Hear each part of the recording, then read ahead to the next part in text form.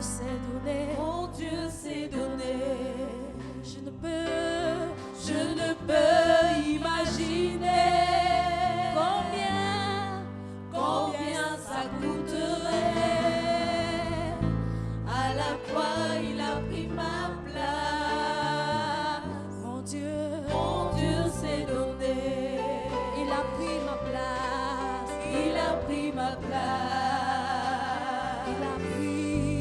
Il a pris ma place.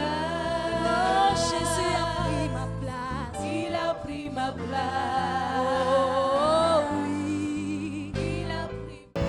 À jamais tu règnes, Seigneur. Comme toi, il n'y en a pas, Seigneur. Toi le Dieu, toi le Dieu puissant.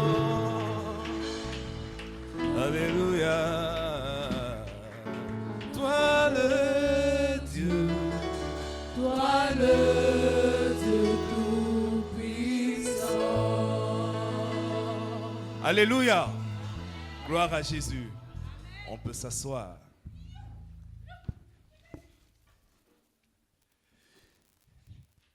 Plus de toi, Seigneur, plus de toi, plus de ta ressemblance, plus de toi, plus de discernement de ta voix, de ta volonté, Seigneur, plus de toi, plus de toi, plus de toi, Seigneur, plus de toi, plus de ta ressemblance, plus de ta ressemblance, plus de toi, plus de discernement de ta voix, de ta volonté, Seigneur, plus de toi. Oui, plus de toi. Plus de toi. Plus de ta ressemblance, plus de toi, Plus de discernement de ta voix. plus de discernement de ta voix, de ta volonté, Seigneur, plus de toi. Une dernière fois, plus de toi, mon Père. Plus de toi, Seigneur, plus de toi, Plus de ta ressemblance dans ma vie. plus de ta ressemblance, plus de toi. Aujourd'hui, je veux encore discerner ta voix. De discernement Je veux connaître ta volonté et l'appliquer. de ta volonté, Seigneur, plus de toi. De ta propre bouche, dis cela à Dieu. Quelque chose de plus aujourd'hui.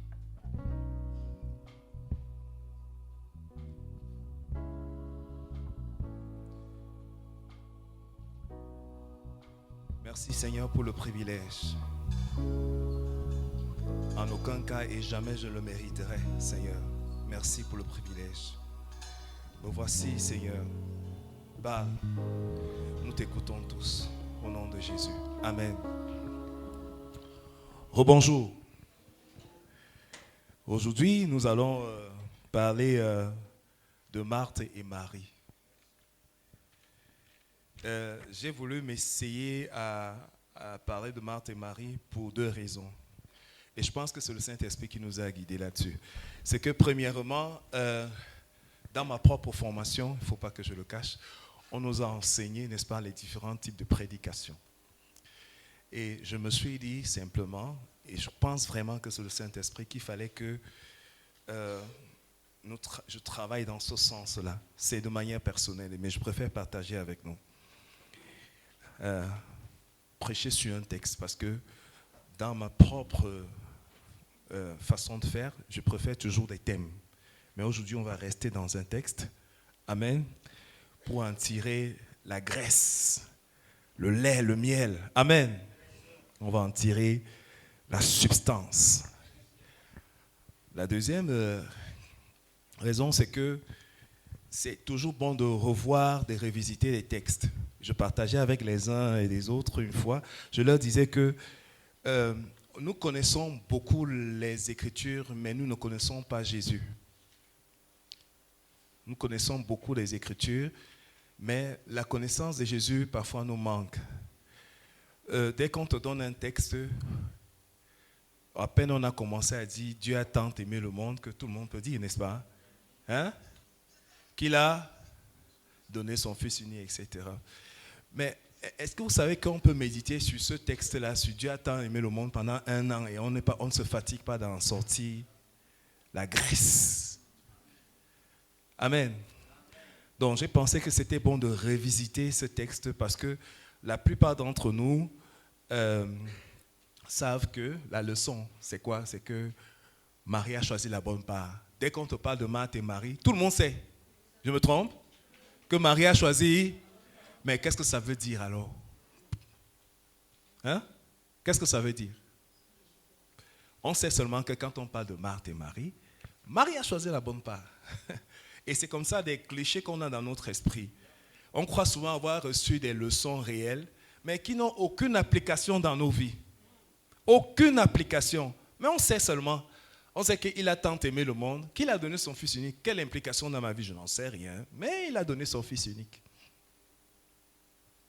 Et je voudrais que ce matin, nous visitions ce texte-ci avec l'esprit de la praticité, de ce qui est de la vie courante. Amen. Voilà. Donc nous allons revisiter ce texte et voir comment ça se passe. Nous allons lire Luc 10, versets 38 à 42. S'il vous plaît, monsieur le... Voilà. Comme Jésus était en chemin... Ah, il y a souvent un lecteur. Pardon, monsieur le lecteur.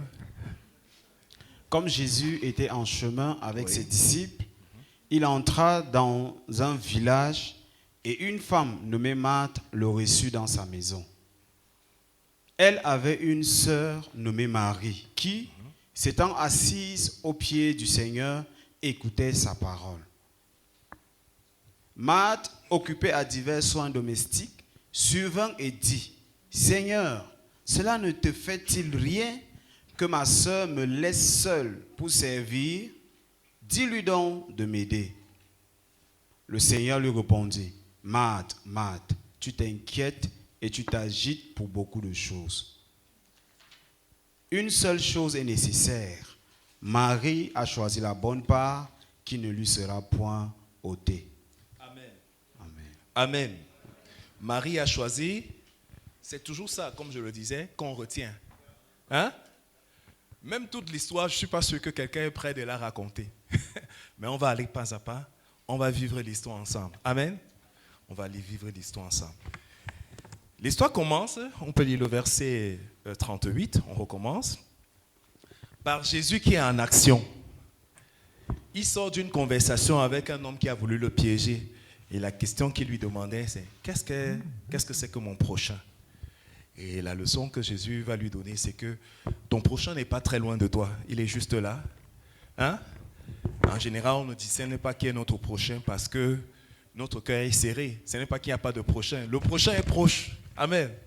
Mais le problème, c'est qu'on ne le discerne pas. Parce que si tu discernes, quelque chose va quitter de toi pour aller vers le prochain. Amen. Quelque chose va sortir de ta poche pour aider ton prochain. Quelque chose va sortir de ton salon. Quelque chose va sortir de ta cuisine. Hein? Mais comme on ne veut pas que ça quitte, en général, nous-mêmes on pose la question, c'est même qui le prochain? Je dois aider même qui, Seigneur? Ça vous est jamais arrivé? Seigneur, j'ai un peu, j'aimerais pas. Et puis Dieu te dit, mais qui est à côté de toi là? Amen. Donc Jésus sort de là et il est en train de continuer l'œuvre du Père. Il est dans l'action. Il vient donc d'expliquer ce que c'est que le prochain et les disciples ont bénéficié de cet enseignement. Et pendant qu'ils sont en chemin, voilà qu'il entre chez Marthe, qui a sa sœur avec elle, Marie. Ce qui m'a marqué, c'est qu'on dit, nommée Marie, une femme nommée Marie le reçut dans sa maison. il semble dire que Marie, le lecteur,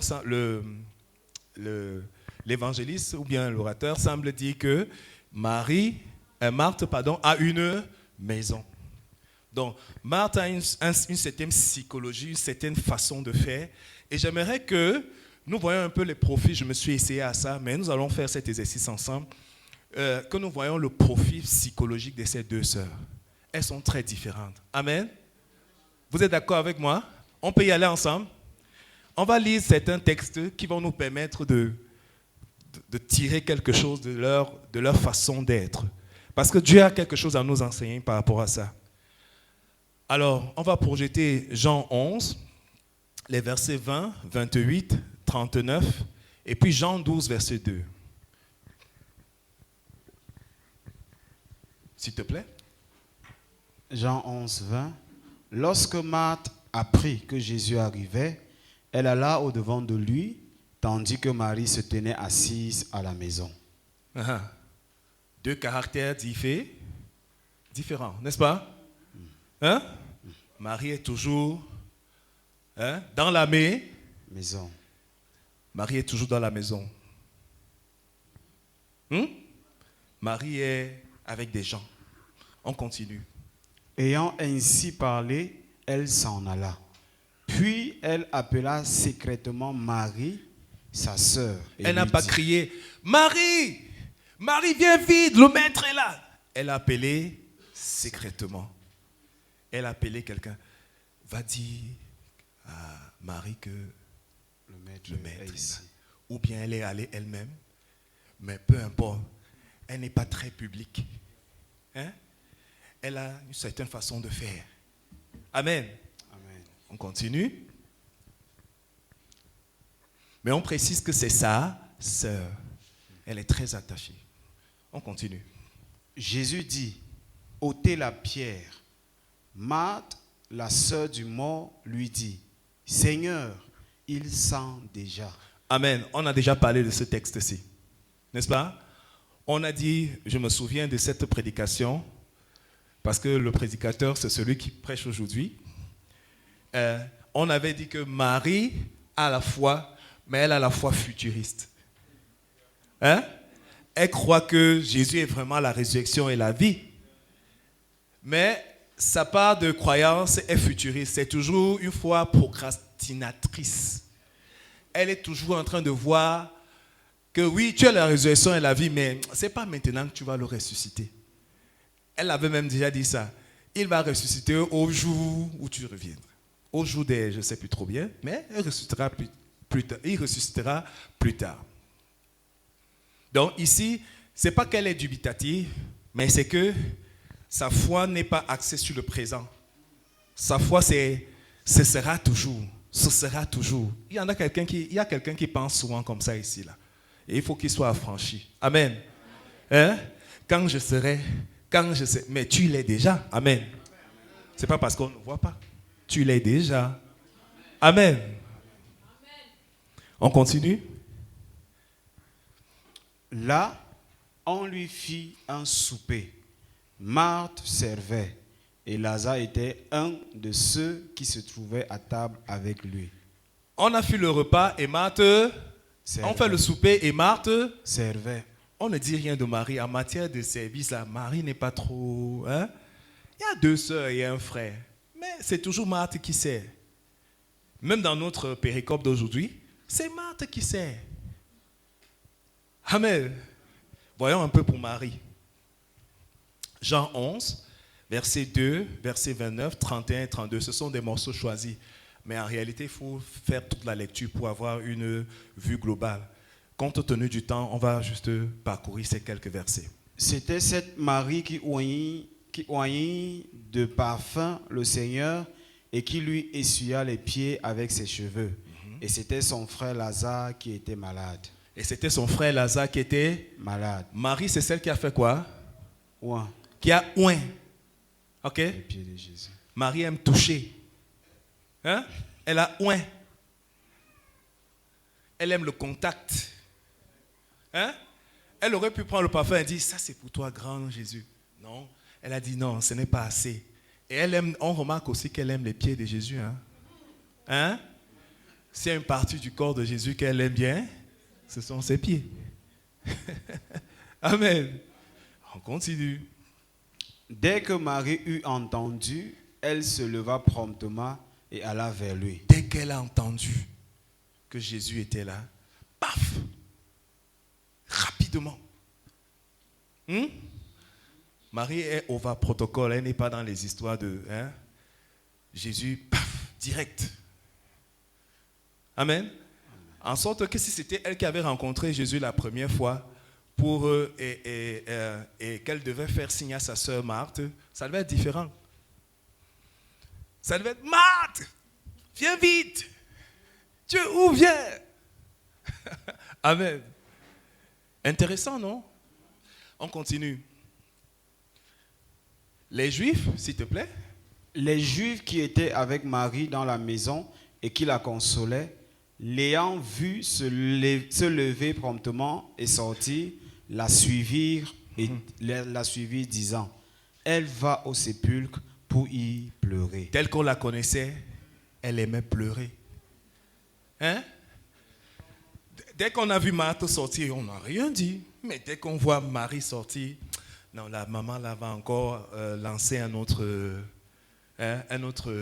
rallye de pleurs. Elle est émotive. Hein? On continue.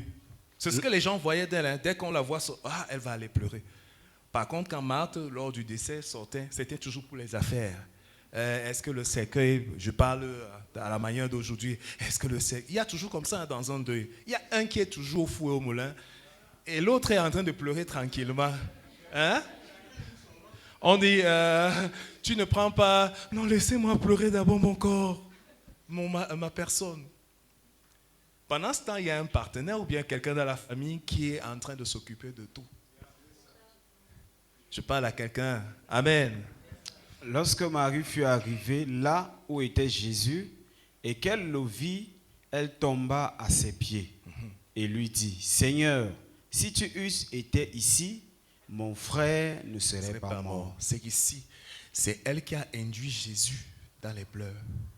On dira plus tard, s'il peut arriver au verset peut-être 32, 33, 34, 35, on verra très rapidement qu'à un certain moment, bien aimé, on dit, la voyant dans cet état, Jésus lui-même a été touché d'eux, elle est capable d'émouvoir Jésus. Amen. Bon, voici ce que moi j'ai mis comme résumé. Vous allez me dire si c'est ça ou pas. Marthe signifie dame, maîtresse. Dans sa signification même, Marthe signifie la dame, la maîtresse. On peut comprendre son attitude, n'est-ce pas? C'est une personne rangée. Elle aime l'ordre et la discipline. Elle est sérieuse, organisée, et elle sait tenir une maison. Je ne sais pas si vous avez vu ça comme moi. Elle sait tenir une maison. Elle aime planifier et servir. Le service, c'est son truc. Je ne sais pas, je suis sûr qu'il y a ce type de personnes ici, n'est-ce pas? Regardez surtout entre les gens qui sont mariés là, vous verrez que parfois ces différences se détachent. Il y a un qui aime servir plus que l'autre. Il y a un qui aime planifier plus que l'autre. Dans son système de pensée, les choses sont rationnelles. Elle a toujours une réponse à tout. Donc elle ne comprend pas comment tu vis avec une réponse alternative. Parce qu'elle a toujours une réponse à tout. Vous connaissez quelqu'un comme ça? Il est très rationnel, il est terre à terre, il ne comprend pas que tu dises que non, il faut aller se coucher là-bas au pied de Jésus alors qu'il y a un truc à faire. Il ne comprend pas ça. Vous connaissez ce type de personne? Peut-être c'est toi-même. Peut-être tu es Marthe ce matin. Elle n'est pas très relationnelle. Pourtant, elle a les convenances et les civilités sont de rigueur. Quand on reçoit un invité, alléluia, on doit préparer quelque chose, on doit. Donc toi qui es assise là, tu es paresseuse. Amen. Elle est dans les civilités. Quand on se tient dehors, devant les gens, en public, on doit s'habiller comme ceci. D'ailleurs, même moi-même, je suis dans les civilités ce matin. Amen. J'ai voulu être aussi un peu Marthe ce matin. Amen. Et un peu Marie aussi ce matin. Amen.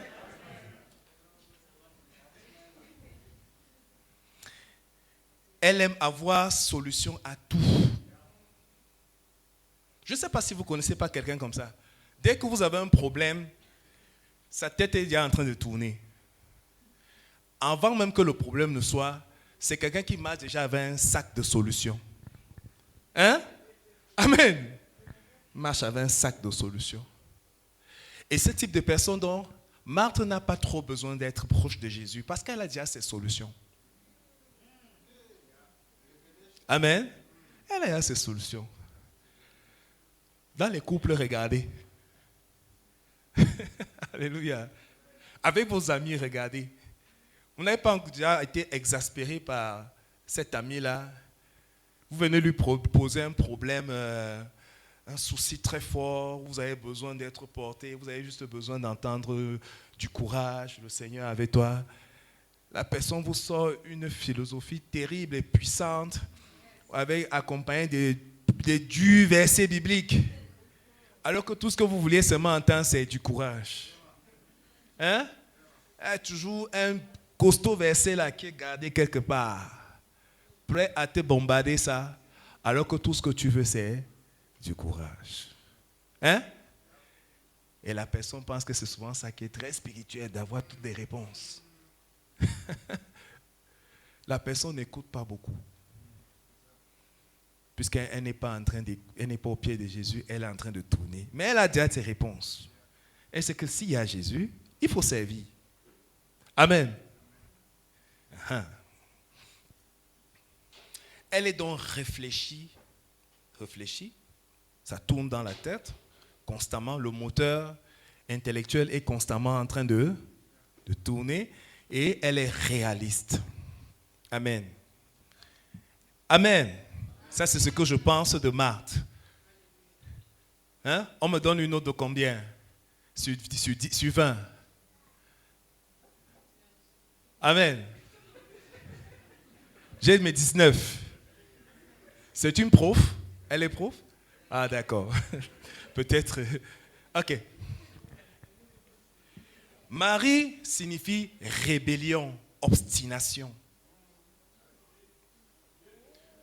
C'est pour ça qu'elle est obstinée là. Je ne bouge pas. Amen. Elle ne bouge pas.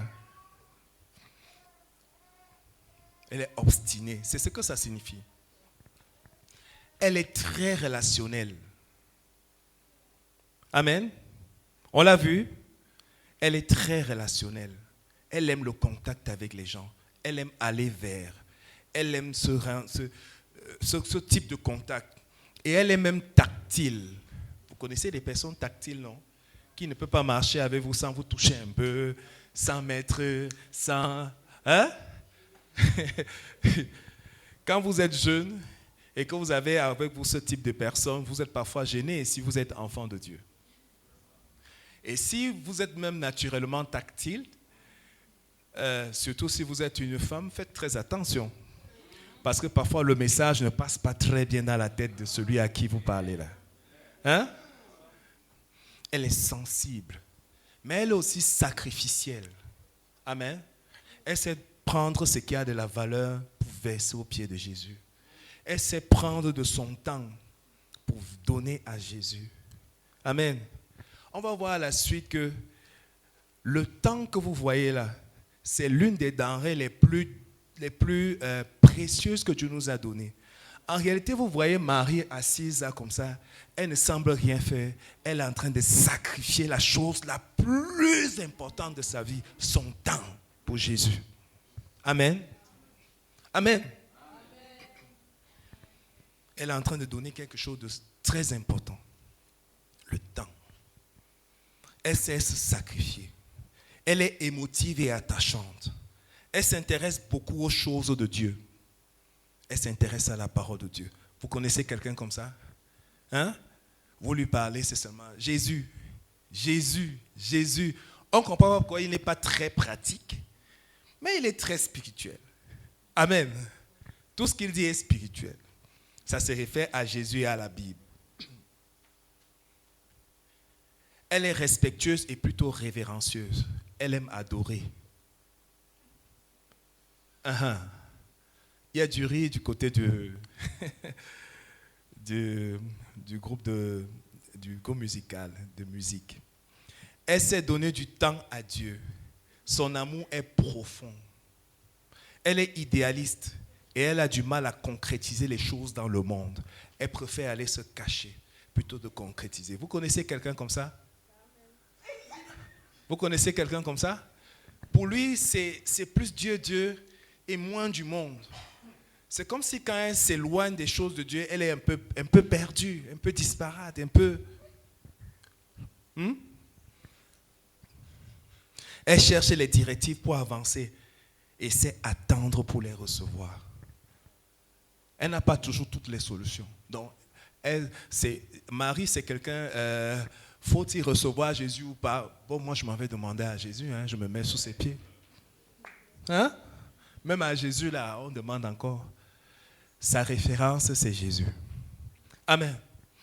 Je ne dis pas que la référence de Marthe, ce n'était pas Jésus. Au contraire, elle sert Jésus. Amen. Donc, Jésus est reçu et chacune des sœurs se retrouve dans une posture qui va nous enseigner. Voyons le verset 39. Voyons le verset 39. Oui. Elle avait une sœur nommée Marie qui, s'étant assise aux pieds du Seigneur, écoutait sa parole. Amen. Marie s'est assise et elle écoute. Qu'est-ce qu'on peut tirer de ça? Marie est posée. Vous connaissez quelqu'un comme ça? Quand vous lui dites quelque chose, il ne prend jamais le temps de vous écouter. C'est agaçant, n'est-ce pas? Mais ce n'est pas Marie. Marie sait écouter. Dans les couples, c'est une marque très importante d'amour et de confiance. Savoir écouter l'autre. Frère, j'ai quelque chose à te dire. Oui, dis-moi ça, je suis très pressé, tu penses, oui. Même si c'est tellement urgent, je ne vais pas te dire. Même si c'est tellement profond et que je n'arrive pas à contenir, je vais encore retenir. Hein?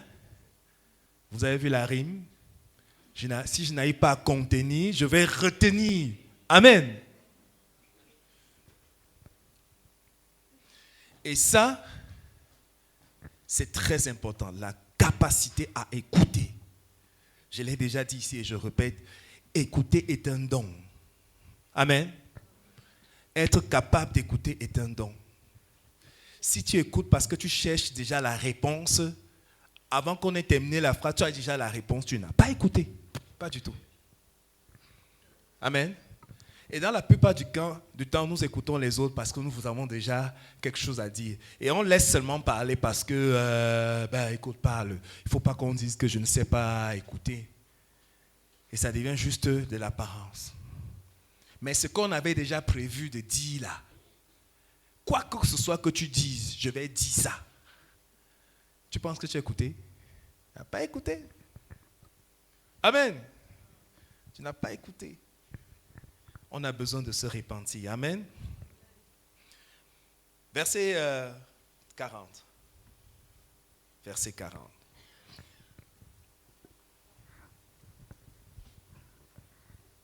Verset 40, oui. Marthe, occupée à divers soins domestiques, survint et dit, Seigneur, cela ne te fait-il rien que ma sœur me laisse seule pour servir? Dis-lui donc de m'aider. Amen. Marthe est occupée, elle ne croise pas les bras. Certes, elle n'écoute pas, mais elle est en train de faire des choses selon les règles de l'art pour bien recevoir leur invité. Elle a donc besoin d'aide. Sa prière et son besoin sont légitimes. Marthe, c'est celle qui trouve toujours que ce qu'elle fait est légitime. N'est-ce pas? Marthe entre dans le régime de raison tort. J'ai raison d'être en train de recevoir Jésus et Marie a tort d'être assise là-bas. Vous connaissez peut-être quelqu'un comme ça? Ou peut-être c'est nous, peut-être c'est moi, qui suis toujours dans le régime de tort ou de raison. Et j'ai tendance à dire que le chrétien ne doit pas être dans ce régime-là. Pourquoi? Parce qu'en termes de tort ou de raison, nous tous on a tort. Et un seul a raison, Jésus. Amen. C'est pour ça qu'il nous donne le régime de la grâce maintenant. Amen. La Bible nous dit, tous ont péché et sont privés. Nous tous on a tort. Tu n'as pas plus tort que moi. Et moi, encore moins que toi. Plus que toi. Elle exprime au lieu de murmurer en elle. Beaucoup de personnes aiment qu'on découvre et qu'on devine leurs besoins, leurs frustrations. Exprime-toi, bien-aimé. Hein? Beaucoup de problèmes viennent souvent de ce que... pourquoi tu es comme ça, chérie? Non, ça va. Non, ça va. Et c'est 2 jours plus tard qu'on découvre que tu avais piétiné l'ongle, le petit pied là. Pourquoi tu n'as pas dit ça depuis? Il faut dire. Amen. Exprime-toi. C'est parce que tu avais pris le stylo. C'est parce que tu avais... Mais pourquoi tu ne le dis pas? Et l'affaire passe rapidement. Pourquoi tu peines l'autre en le laissant deviner? En te disant dans ton esprit qu'il va deviner ce qui se passe. Ce n'est pas ce qui se passe dans nos relations, bien-aimés. Marthe et Marie nous enseignent. Amen. Exprime-toi, bien-aimé. Sinon, on risque de mal deviner. Et quand on va mal deviner, tu vas dire que tu as mal deviné. Et puis quoi? Verset 41. Le Seigneur lui répondit, Marthe, Marthe, tu t'inquiètes et tu t'agites pour beaucoup de choses. Une seule chose est nécessaire. Non, verset 41 d'abord. Tu t'inquiètes et t'agites. Voilà la réponse de Jésus. Marthe, Marthe, c'est celle qui s'agite. C'est celle qui s'inquiète. Quand la première chose que tu fais le matin est liée aux activités de la journée, c'est un signe que tu t'agites. Amen. Tu te lèves le matin, à peine tu n'as même pas dit merci Seigneur. Tu es dit, il faut que je dois chauffer le moteur, je dois aller, le business. Marthe, tu t'agites. Amen. Tu t'agites. Marthe, quand tu penses faire toutes les tâches sans te reposer, toi seul, c'est un signe que tu t'agites. Ma chère Marthe, quand une situation difficile survient et que tu as déjà les solutions alternatives, tu n'as pas besoin de chercher la volonté de Dieu, tu t'agites. L'agitation et l'inquiétude sont le point faible de Marthe. Et peut-être je suis Marthe ce matin. J'ai besoin de ne plus m'agiter. J'ai besoin d'être calme. Amen. Et de m'appuyer sur le Seigneur. Verset 42.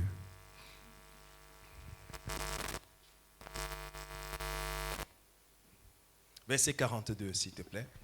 Une seule chose est nécessaire. Une seule chose est nécessaire. Marie a choisi la bonne part qui ne lui sera point ôtée. Alléluia. La bonne part, c'est Jésus.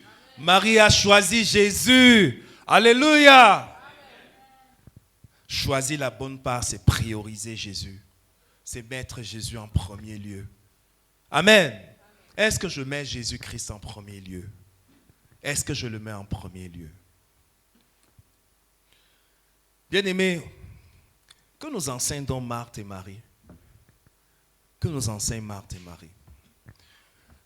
Sur 2 plans, il y a des enseignements. Bien sûr, on peut avoir même sur 3 plans. Je pourrais peut-être aller sur un 3e plan. Mais sur 2 plans particulièrement, j'ai trouvé. Et bien sûr, ça ne s'arrête pas là. Sur le plan de l'Église, Marthe et Marie sont un type de l'Église.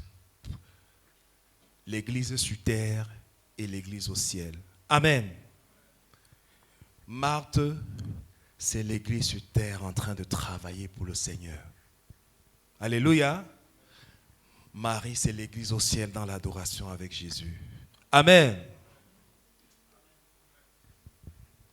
Mais si on considère l'Église seulement sur la terre, on peut encore voir deux types. Marthe, c'est la face de l'Église qui œuvre dans le social. Amen. Toute Église a besoin de ça. Toute Église a besoin d'atteindre les foules, d'atteindre la société. Marthe, c'est celle qui atteint la société. C'est celle qui va vers pour le service du Seigneur. Amen. Marie, c'est celle qui est spirituelle. C'est celle qui aime passer les nuits de prière. C'est celle qui aime adorer. Alléluia. Oui, c'est les deux dimensions de l'Église. Et nous devons travailler à ça. Amen. Toute Église, tout ministère devrait avoir ces deux dimensions. Une dimension qui atteint les perdus. Amen. Et une dimension de croissance spirituelle. Amen. C'est Marthe et Marie. Alléluia. Sur le plan personnel, j'ai trouvé, maintenant concernant le plan personnel, j'ai trouvé 7 figures qu'on peut tirer, n'est-ce pas, de Marthe et Marie. 1. Marthe, c'est l'extraversion et Marie, c'est l'introversion. Mais il y aura toujours d'abord Marie avant Marthe. Amen.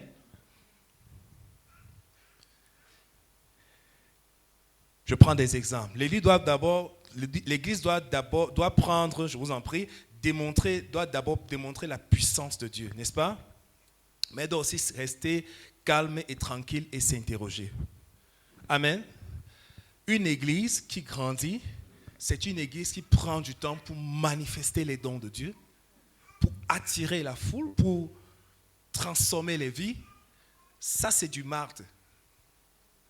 Mais il y a des moments où elle doit aussi se refermer et travailler avec Dieu, personnellement. Amen. Ça, c'est l'extraversion, l'introversion. C'est la même chose quand nous prions. On voit le Dieu qui est en haut, extraversion. Amen. Mais on a aussi le Dieu dans nos cœurs, introversion. Amen. C'est ça. 2. Marthe, c'est les civilités. Marthe représente les civilités. Et Marie représente la familiarité. Mais évidemment, vous le savez très bien, tout commence par la familiarité. C'est pas ça? On nous le dit à l'école. Pour élever l'enfant, ça commence à la maison, ça ne commence pas à l'école. Amen. Oui. Ça commence à la maison. On a toujours des types de personnes comme ça. Des personnes qui nous influencent tout autour de nous. Et puis il y a d'autres qui sont plus lointains, pas si proches que ça. OK? Donc, certains vont nous influencer. Entoure-toi de ce type de personnes avec qui tu vas avoir une familiarité et qui vont avoir une influence profonde dans ta vie. Autrement, tu risques d'être handicapé. Amen? Amen. Tu risques d'être handicapé à force juste d'être dans les civilités. Il va manquer quelque chose dans la vie. Amen. 3. Marthe est pratique, Marie est théorique. Mais, on le sait très bien, la théorie d'abord. Amen. La théorie d'abord. Je vais prendre 2 exemples. Il faut beaucoup lire la Bible, c'est vrai. Et il faut se lancer dans la connaissance des choses, des livres. Parce que si tu n'as pas la théorie des choses, tu risques de ne pas comprendre comment pratiquer. Moi, je suis un technologue et je sais ça. Récemment, j'ai donné un devoir, j'ai fait des travaux pratiques avec des étudiants et ils n'ont pas préparé. J'ai encouragé. J'ai demandé le deuxième jour de préparer. J'ai même puni et sévi certains, puni certains. Ils n'ont toujours pas très bien compris ce qui se passait. J'ai dit, ok, on va voir donc si réellement ils auront compris ces choses. Ce que j'ai fait, c'est faire une épreuve avec près de 70 à 80% des TP. Normalement, les TP, ça permet de...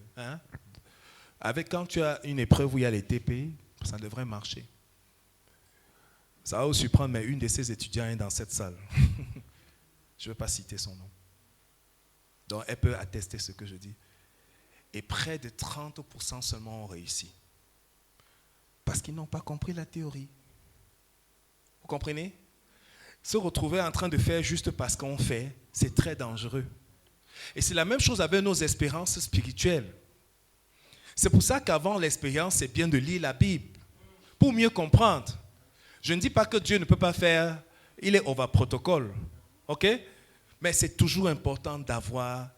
Et c'est pour ça que l'Africain ne décolle pas. Il ne lit pas, il n'est pas dans la théorie, il n'a rien. Quand vient la pratique, il ne sait pas quoi faire. Nous ne lisons pas beaucoup. Mais il faut commencer par la théorie. Et la théorie, vous le savez, est toujours calme, posée au pied de Jésus. Tandis que la pratique, agitée. 4. Marthe, c'est l'engagement volutif venant de volonté. Marie, c'est l'engagement émotif. Mais il faut d'abord l'engagement émotif. C'est la même chose dans le mariage, n'est-ce pas, bien-aimé? On l'épouse parce qu'on sent le mouniengue. On sent ça bon. Alléluia. Amen. On se sent attiré par la personne. On se sent bien, on l'aime. Mais quand ça commence à s'effriter à cause de nos caractères, de notre attitude, il faut maintenant un engagement volutif. L'amour là devient la volonté. Tu dis, je décide de l'aimer. Amen. Tu veux l'aimer. C'est un engagement. Mais ça commence toujours par l'émotion. Ça commence par Marie. La priorité, Marie. Amen.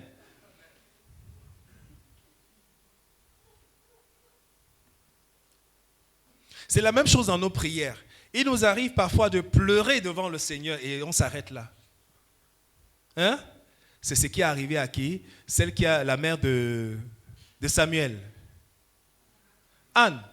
Elle pleurait tout le temps et ça ne marchait pas. Elle pleurait. C'était pas fini. Parce que tout le temps, elle ne faisait que placer Marie. Il lui fallait Marthe, la pratique. Et quand elle s'est levée, elle a dit, tu me donnes l'enfant là, je te donne. C'était fini. Dans la prière, il faut toujours Marthe et Marie. Amen. Mais ça commence par Marie. Amen. Marthe, c'est le devoir. Marie, c'est la passion. Mais la passion d'abord. Amen, bien-aimé. La passion d'abord. Vous avez déjà vu quelqu'un qui fait un métier sans passion? Il est agaçant. C'est un mercenaire. Il fatigue. Est-ce que je me trompe, bien-aimé? Vous avez déjà été dans un taxi où le gars ne sait même pas comment il a fait pour atterrir là. Le chauffeur, il ne sait pas. Il est agaçant pendant tout le chemin. S'il manque 5 francs sur son argent, parfois il dit, je n'ai pas la monnaie, c'est juste pour te faire des problèmes. Il est énervé. Parce qu'il n'est pas là par vocation. Il est là pour chercher son argent. Vous avez vu un enseignant qui est là, enseignant par devoir seulement, que il fallait seulement que j'ai... C'est mauvais, les concours, c'est compliqué, il faut... C'est terrible, ce type d'enseignant. Il vient, il dépose le devoir, ou bien il dépose le cours, il file.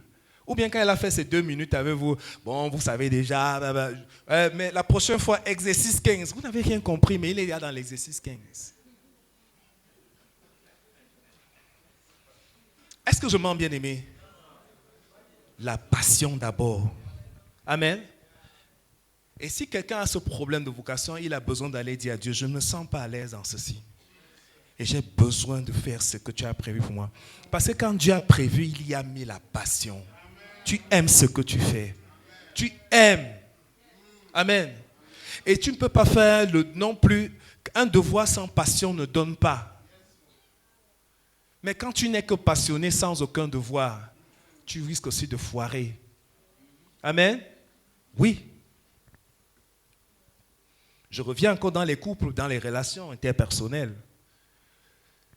Si l'autre, tu ne vois que l'autre que par passion, il y a des choses que tu risques de ne pas faire. Amen. Oui. Il y a des moments où il faut faire des choses juste par devoir. Amen. Oui. Il y a des choses que tu dois faire par devoir. Même quand la passion est morte. Et c'est à cause du fait que tu fais par devoir que la passion renaît. Et il y a des moments où tu dois faire les choses par passion, mais tu ne dois pas t'arrêter là. Tu vas dire, mais pourquoi je ne fais que papa? Il faut qu'il y ait le devoir. Parce que la passion risque de te faire les choses en excès. C'est ça le problème de la passion. La passion ne donne pas les limites, c'est le devoir qui quadrille la passion. Amen. C'est ça Marthe et Marie. J'espère qu'on apprend quelque chose ce matin. Marthe sait demander, Marie sait écouter.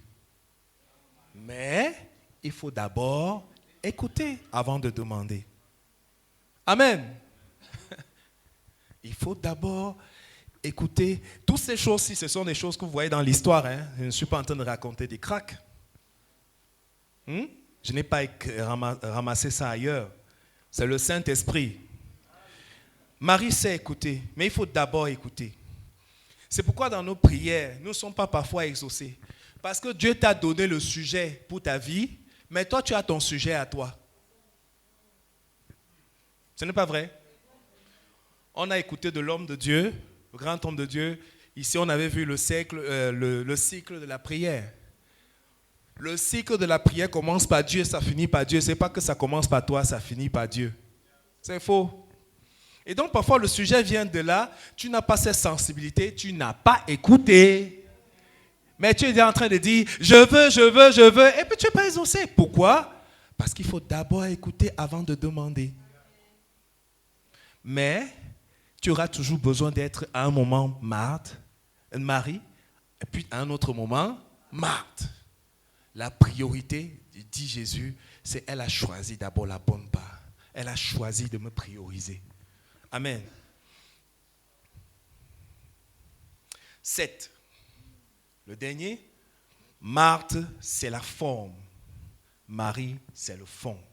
Mais nous savons clairement que il faut d'abord le fond. Amen. Vous avez déjà vu quelqu'un une jeune dame, qui a dans la forme, mécopée à un de ses niveaux, jolie, parfumée, mais vous approchez, le langage ordurier qui sort, ça vous fait fuir. Et vous dites, il est préférable, amen, d'avoir un joli langage et d'être pas du tout agréable à la vue. Amen. Le pasteur dit ça. Amen. Et c'est ce que le Seigneur nous demande tout le temps. Travaille d'abord ton fond. La forme va venir. Amen. Marthe, c'est le fond. Marie, c'est le fond. Marthe, c'est la forme. Même quand tu fais ton devoir, ou bien quand tu écris, tu publies un article, n'importe quoi, pense d'abord au fond. La forme, le reste, tu n'as qu'à donner aux uns et aux autres. Ils vont pouvoir peaufiner ça. Mais si tu n'as même pas le fond, à quoi sert la forme? Le beau français sert à quoi s'il n'y a pas de fond? Pourquoi nous aimons l'islam? Pourquoi nous aimons... madame, pourquoi nous aimons ça? Parce que nous savons lier ou bien allier la forme, le fond à la forme. Nous voulons dire quelque chose, mais dans ça, nous ajoutons maintenant de jolies formes. Amen. Voilà l'enseignement que nous avons ce matin. nous allons conclure en disant tout simplement que être avec Jésus, c'est la priorité. Jésus d'abord. Amen. Jésus d'abord. Amen. Jésus d'abord. Amen. Jésus d'abord.